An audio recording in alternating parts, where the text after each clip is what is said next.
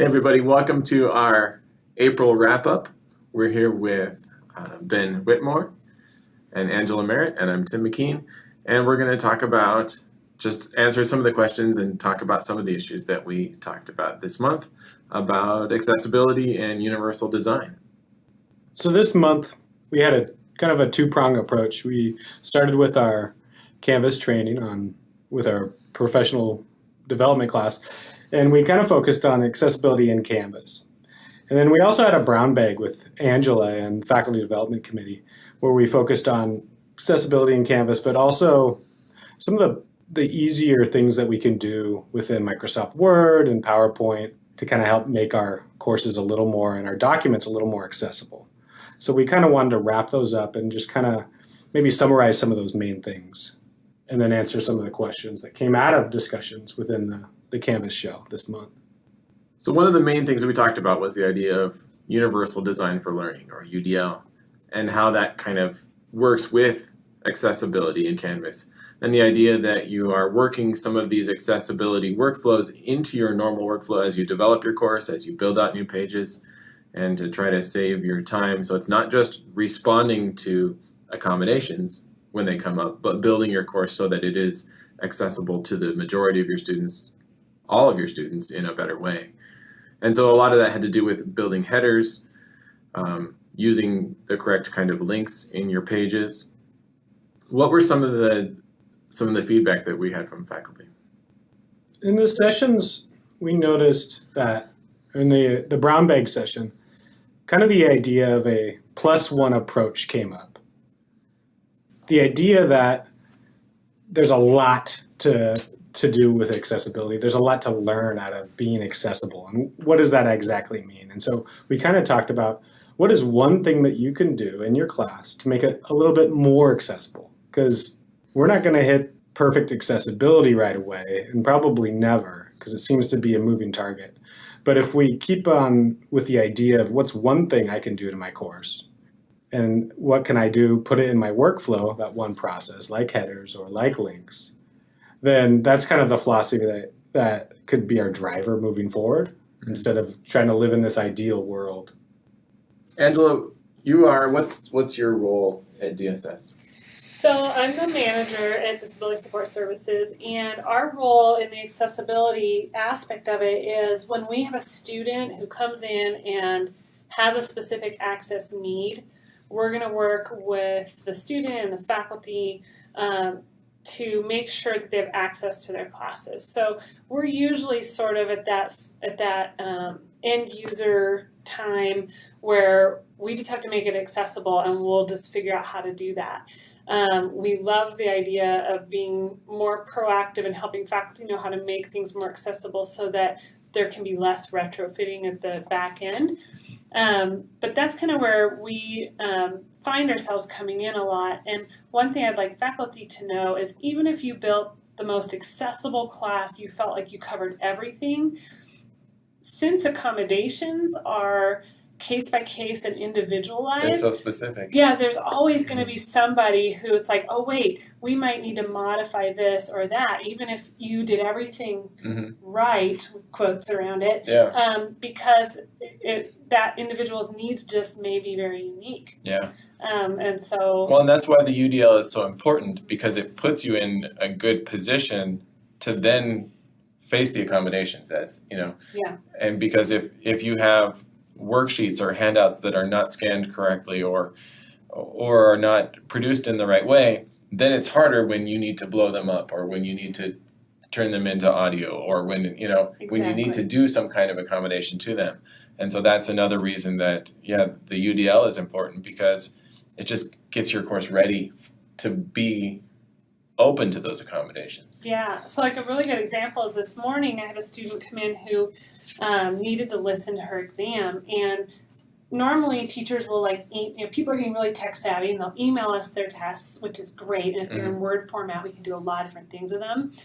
And a teacher had just brought over paper copies of all the tests at the beginning of the quarter, and of course I was by myself this morning, and normally Sonia helps out with it, and so I went in to turn on the computer and I was going to scan that test in, to one of our programs so that it could read to the student, and the program crashed. And the other office, it has a scanner where I could recognize the document and everything, was locked, and it was last minute, and I didn't want to make the student wait, so I just read it to her, in person. Yeah. And that made me think, if I had this test in an electronic format to begin with, it would have been much easier for me. Then I could have just switched gears and used a different program really quick instead of having to scan it in and do all of that. So that really brought to mind, it is so much more helpful to have something in a versatile format that I can work with as opposed to paper. That's a good example. Yeah. So if you had one thing, one tip for faculty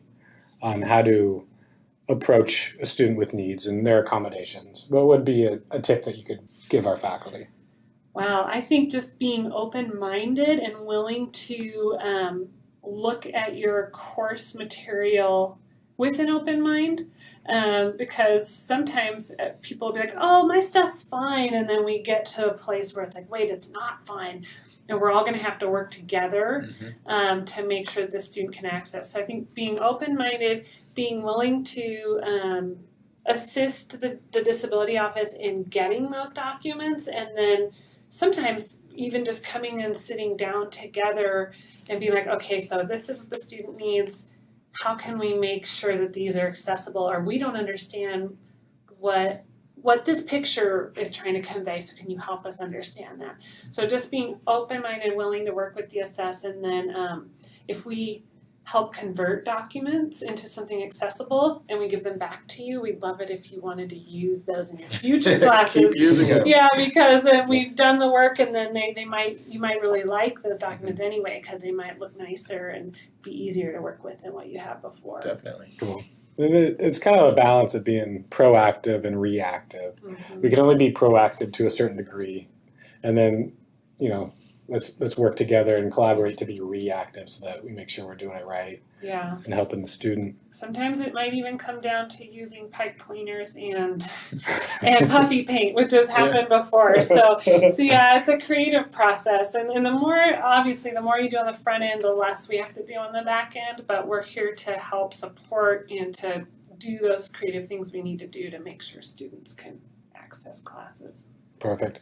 And then, Tim, one thing that came out of some of the conversations were questions on captioning. Do you want to speak to video captioning and kind of our workflow that we've developed? Yeah, we'll talk about the workflow that we like, and then we'll ask Angela if we're wrong, because we've heard people say that we are. So one of the workflows that we like to do for videos, in Panopto, we use Panopto sometimes, and we'll use YouTube sometimes, is to turn on the auto caption feature. And what the auto caption feature does is it listens to the sound and uses voice recognition technology to try to figure out what it thinks you're saying, and it puts those captions up there. And I encourage faculty to turn on the auto captions in Panopto just on every video they make. And if you're getting good sound, if you're using a microphone that's and recording in a good environment, it does a pretty good job figuring out what you're talking about. And that's a benefit to all your students in Panopto, especially. The captions file makes your video searchable.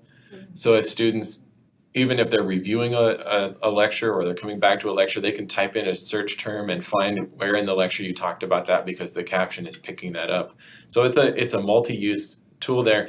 And then if you do need accommodations, or you do need it to be fully compliant, you can go back in and edit those captions and clean them up after the fact. And so that's kind of the workflow I recommend. At least get some captions there. If you're capturing good audio, it's going to be pretty good. It's not completely accurate. There's no capitalization. There's no punctuation. Sometimes it gets a word wrong.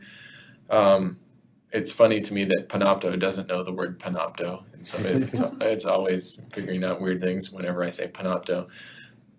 But then we've had some people say that because of the inconsistency and potential inaccuracy of that's actually worse than having no captions. What's your take on that? I guess my take is I don't think anyone's figured out like, okay, should it be 98% accurate or 97% accurate? But I think if you could review that and it's getting a pretty high accuracy of what you mean without some like really weird outliers in there, then it's probably fine. What you don't want is for there to be so many errors that all meaning is lost and it's actually distracting to people who are watching it. You don't want it to give you the wrong information. Yeah. Or like a weird, inappropriate language that sometimes randomly pops up. Yeah, and that's one thing we've noticed was with poor audio and lots of background noise. There was some vulgar comments coming through, and people using those are you get embarrassed immediately. I don't know how that. And a faculty member doesn't want to portray themselves as going through all the dirty words in the book. So it seems like some of the software kind of revolts to vulgarity when it gets confused. Well, don't we all? Yeah, and if you're a type of person who mumbles a lot or uses a lot of ums and stuff, you might not like what comes out on your captioning. But if you're pretty straightforward or you use a transcript or something like that or a script to make it a better capture, then you're probably going to have good captions. And then there are ways to actually, if you really follow a script, to upload that, right? And then use that for captioning. Now, that brings up a good point because captions are one way of making video more accessible. But if you're able to provide the script, then that's also an acceptable alternative to captions even, correct? Sometimes, yeah. So it depends on the type of video you're doing. So imagine if you were a student who couldn't hear what you were watching and you're pointing to diagrams and you're referring to a lot of stuff in the video. If they only have a transcript, they have to read the transcript and then watch the video, and then they might not know where they really match up. Because there's value in both of those mediums. Okay. So like Cheryl in our office, if that's the case, she'll usually advise a student to read the transcript and then watch the video and then try to kind of like think about which then you imagine that takes the student a lot longer time to do. Right. But I think a transcript is acceptable and better than nothing for sure. And if there is a student with a captioning need, we always try to inform faculty ahead of time, and then Cheryl will work with them to make sure their stuff's accessible. And so sometimes, if you see an email from Cheryl before the course starts, she will really outline like, okay, what kind of materials do you have? How can we help? And refer to like Rick, Sir in media and other people so that they can help get the media caption, or even if it's just buying DVDs that are have captioning on them, or finding videos. And she's helped faculty find videos, like if they're looking for certain types of movies or whatever, to find captioned versions so that they're just always available for people. But I think the lecture capture is the most challenging for everybody, right? And that can and unfortunately, a lot of students that need accommodations are just like our normal students. So they're not signing up for the class until the last minute, or they're not declaring that they have a disability until the last minute. And so, leaves us scrambling. Yeah. And so if one of those students does need things, captioned immediately, we will work through Rick, and Rick can get them through our 3-play media, and he can get them inputted into your course. And it's a pretty seamless process once you've done a video or two. Yeah. Rick makes it pretty easy for everyone. One of the other questions that we had, and some of the feedback, was talking a little bit about PDFs, and I know that's a much more advanced topic. So if you're having trouble getting your PDFs to be accessible, definitely come see one of us or come see Angela, and we can work on that more. But really, the idea around PDFs is that if you're scanning you've got an old worksheet or an old article or something like this that you're scanning to put it into Canvas, make sure that your scanning software has some OCR capabilities. And OCR means optical character recognition. So it's looking at the image that it's taking, because a scanner is basically just taking a picture of the form. It's like a photocopy machine, right? It's just taking a picture, and then the software has to go in and try to recognize words and recognize letters so that then a screen reader could read it, and it's searchable and things like this. So you want to make sure that when you're scanning things, you're not just taking a picture. It's not just coming out as a PNG or a TIFF or a JPEG file, but that you're running some OCR software and it's actually turning it into text information. And you can tell that on your PDF by kind of just trying to select If you can select certain words or highlight certain areas, then you can tell that software is recognizing that as text. And then if you've got Adobe Acrobat Pro, or I think the DC version is what we have in our office computers, you can actually go in and select certain areas of text, and is it called tagging it? You tell it, this is a header 1, this is a header 2, this is paragraph text. And sometimes Adobe software is actually pretty powerful. It might figure it out on its own, but then you can go in and adjust it just the same way as with the captions. You can go in and make some modifications so it's really clean. So that's really the main idea with PDFs. The big concern is when you're scanning PDFs, making sure that text is selectable and searchable. And if you're exporting PDFs from an authoring software, like you made something in Word, if you do that correctly, all those tags, all those H1 headers and all that, the paragraph styles and all that should be embedded into the PDF to start with. So that's not the biggest concern. I know that there were some people concerned about that when they were making forms in Word and then making a PDF out of that. Those should be right. The biggest concern is the people that are scanning things. So be extra careful when you're scanning documents. And if you're not sure, come ask one of us and we'll help you with that. Mm-hmm. Yeah. Yeah, and the disability office often helps faculty, especially when we find out a student's taking the class and there's a lot of PDFs involved and this student needs access. We're here to help as well.